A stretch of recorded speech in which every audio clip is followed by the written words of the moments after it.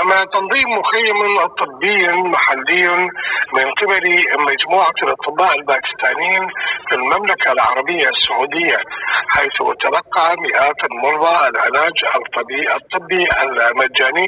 وحضر المخيم الطبي المجاني عدد كبير من الأطباء المختصين والعاملين والمساعدين الباكستانيين، بالإضافة إلى المختبر الحديث والموجات فوق الصوتية.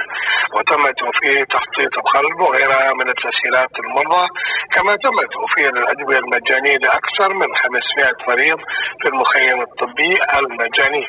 وقام السفير الباكستاني لدى السعودية الفريق المتقاعد بلال أكبر بزيارة المخيم الطبي، وعرض عن تقديره لأداء الطاقم الطبي، وأضاف أن نطاق المخيم الطبي المجاني سوف يمتد إلى أجزاء أخرى من المملكة العربية السعودية.